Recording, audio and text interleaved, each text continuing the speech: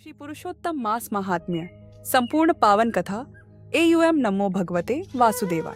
शांताकारं भुजगशयनं पद्मनाभं सुरेशं विश्वासधारं गगन सदृशं मेघवर्णं शुभांगं लक्ष्मीकांतं कमलनयनं योगिभिर्ध्यानगम्यं वंदे विष्णुं भवभयहरं सर्वलोकैकनाथं।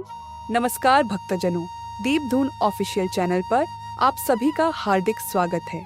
आज हम श्रवण करेंगे अत्यंत पवित्र और पुण्यदायी अधिक मास महात्म्य ग्रंथ की दिव्य कथा। यह महीना कैसे निर्मित हुआ, इसे मलमास क्यों कहा गया और भगवान विष्णु ने इसका दुख कैसे दूर किया, इसकी संपूर्ण कथा आज हम जानेंगे। तो चलिए इस पावन कथा को शुरू करते हैं। एक समय की बात है, पवित्र नैमिषारण्य क्षेत्र में शौनक ऋषियों ने सूत जी से एक अत्यंत महत्वपूर्ण प्रश्न पूछा।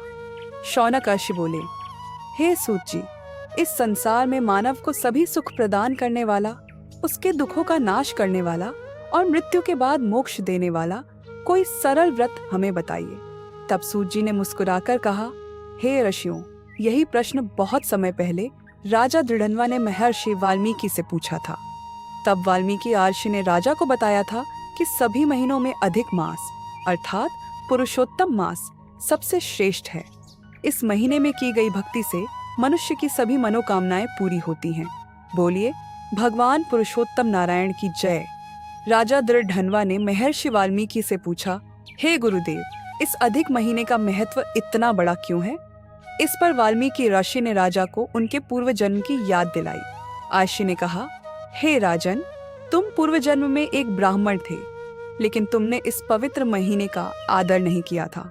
ऋषि ने आगे बताया कि एक बार राजा दृढ़न्वा अपने राजमहल में बैठे थे, तभी वहां परम ज्ञानी व्यास पुत्र सुखदेव ऋषि का अचानक आगमन हुआ। सुखदेव ऋषि का रूप साक्षात भगवान विष्णु की तरह ही तेजस्वी था। राजा ने दौड़कर उनके चरणों में अपना सिर रख दिया और उनका बड़ा आदर सत्कार किया। राजमहल में आने के बाद सुखदेव ऋषि ने राजा को संसार की नश्वरता के बारे में समझाया। वे बोले, हे राजन, यह राज्य, यह वैभव, यह संपत्ति और यह शरीर सब कुछ क्षणभंगुर है। मृत्यु कब आ जाए कोई नहीं जानता, इसलिए समय व्यर्थ न गंवाते हुए भगवान विष्णु की भक्ति करो। सुखदेव ऋषि ने राजा को पुरुषोत्तम मास का व्रत अवश्य करने की सलाह दी, क्योंकि इस एक महीने में की गई पूजा अन्य 11 महीनों की पूजा से 1000 गुना अधिक पुण्य देती है।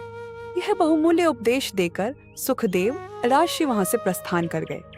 हे हरि, हे नारायण, आपकी लीला अपरंपार है। सुखदेव ऋषि के उपदेश का राजा के मन पर बहुत गहरा प्रभाव पड़ा। उन्हें राज वैभव से विरक्ति हो गई और मन में वैराग्य उत्पन्न हो गया। राजा ने सोचा कि यदि यह शरीर ही साथ नहीं जाएगा तो इस संपत्ति का क्या लाभ। उन्होंने अपना संपूर्ण राज्य और जिम्मेदारियां अपने प्रिय पुत्र को सौंप दी। इसके बाद राजा दृढ़न्वा अपनी पत्नी के साथ तपस्या करने के लिए वन में चले गए। वन में जाकर उन्होंने भगवान नारायण और पुरुषोत्तम मास की अत्यंत कठिन भक्ति शुरू कर दी। अब हम जानते हैं कि अधिक मास की उत्पत्ति कैसे हुई और उसे कष्ट क्यों मिला।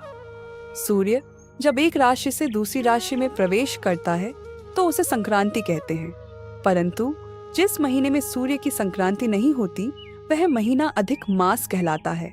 सूर्य का आधिपत्य न होने के कारण इस महीने का कोई स्वामी या देवता नहीं था, इसलिए संसार के लोग इसे मलमास यानी कम दर्जे का या अपवित्र महीना कहने लगे। लोग इस महीने में कोई भी शुभ कार्य जैसे विवाह, मुंडन या गृह प्रवेश नहीं करते थे और इसकी बहुत निंदा करते थे। इस अपमान से अधिक मास अत्यंत दुखी हो गया और एक छोटे बालक की तरह फूट फूट कर रोने लगा। अपना दुख सुनाने के लिए वह वैकुंठ लोक में भगवान विष्णु के पास गया और उनके चरणों में सिर रखकर विलाप करने लगा। दीनदयाल दयालु हरि, भक्तन के संकट हरने वाले, जो भी आए शरण आपकी, उसके बिगड़े काज बनाने वाले, वैकुंठ में मलमास को रोते हुए देखकर करुणा के सागर भगवान विष्णु का हृदय द्रवित हो गया। उन्होंने मलमास को प्रेम से गले लगाया और उसके आंसू पोंछे। भगवान विष्णु ने कहा, हे मलमास, तुम इतने दुखी क्यों हो? क्या इस संसार में किसी ने तुम्हें कष्ट दिया है? तुम अपना दुख मुझे बताओ, मैं उसे अवश्य दूर करूंगा। तब मलमास ने कहा, हे प्रभु, इस संसार में सभी महीनों को उनके अधिकार मिले हैं, लेकिन लोग मेरी निंदा करते हैं, मुझे अपवित्र समझते हैं। स्वामी न होने के कारण मुझे कोई सम्मान नहीं देता। इस अपमान से तो अच्छा है कि मैं अपने प्राण त्याग दूं। मुझे बचाइए प्रभु, मेरी रक्षा कीजिए। मलमास के ये अत्यंत करुणाभरे शब्द सुनकर भगवान विष्णु ने उसे अभय दिया। विष्णु जी बोले, तुम बिल्कुल मत डरो। जिसका इस संसार में कोई नहीं है, उसका रक्षक मैं हूँ। मैं तुम्हें एक ऐसी दिव्य जगह ले चलता हूँ जहाँ तुम्हारा सारा दुख हमेशा के लिए नष्ट हो जाएगा। ऐसा कहकर भगवान विष्णु ने मलमास का हाथ थामा। वे दोनों गरुड़ पर सवार हुए और सीधे गोलोक चले गए, जहाँ भगवान श्री कृष्ण निवास करते हैं। गोलोक का वैभव अत्यंत अद्भुत, अलौकिक और दिव्य था। अच्युतम केशवम राम नारायणम, कृष्ण दामोदरम वासुदेवम हरिम, श्रीधरम माधवम गोपिका वल्लभम, जानकी नायकम रामचंद्रम भजे। गोलोक पहुंचने पर भगवान विष्णु ने देखा कि वहां करोड़ों सूर्यों का तेज फैला हुआ है। वहां भगवान श्री कृष्ण रत्न जड़ित सिंहासन पर विराजमान थे और गोप गोपियां उनकी सेवा कर रहे थे। भगवान विष्णु ने मलमास को साथ लेकर भगवान श्री कृष्ण को साष्टांग प्रणाम किया। विष्णु जी ने अत्यंत मधुर शब्दों में श्री कृष्ण की स्तुति की। श्री कृष्ण मुस्कुराए और उन्होंने विष्णु जी का आदर सहित स्वागत किया। उन्होंने पूछा, हे विष्णु, आपके साथ यह अत्यंत दुखी और उदास पुरुष कौन है और आपके अचानक यहाँ आने का क्या कारण है? भगवान विष्णु हाथ जोड़कर बोले, हे देवाधिदेव श्री कृष्ण, यह सूर्य संक्रांति से रहित अधिक महीना है। संसार में लोग इसे मलमास कहकर इसकी निंदा करते हैं।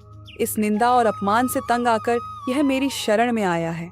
मैंने इसे वचन दिया है कि मैं इसका दुख दूर करूंगा, परंतु इसे समाज में परम सम्मान देने की शक्ति केवल आप में ही है।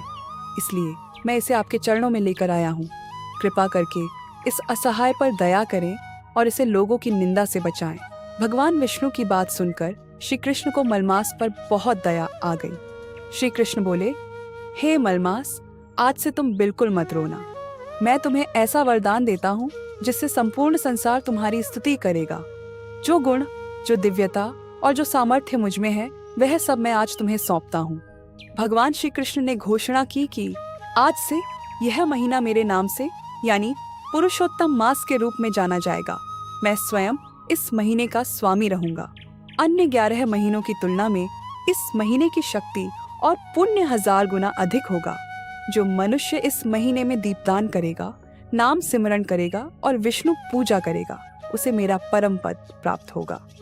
तो भक्तजनों, इस प्रकार मलमास का दुख हमेशा के लिए दूर हुआ और उसे पुरुषोत्तम मास जैसा सर्वश्रेष्ठ नाम मिला। इस ग्रंथ के आगे के दिव्य अध्याय हम अगले भाग में श्रवण करेंगे, जिसमें द्रौपदी की कथा और व्रत के नियम विस्तार से बताए गए हैं। आपको यह पावन कथा कैसी लगी, कमेंट करके जरूर बताइएगा। वीडियो पसंद आया हो तो लाइक करें, शेयर करें और अपने दीप धून ऑफिशियल चैनल को जरूर सब्सक्राइब करें। धन्यवाद। बोलिए भगवान पुरुषोत्तम नारायण की जय। AUM नमो भगवते वासुदेवाय।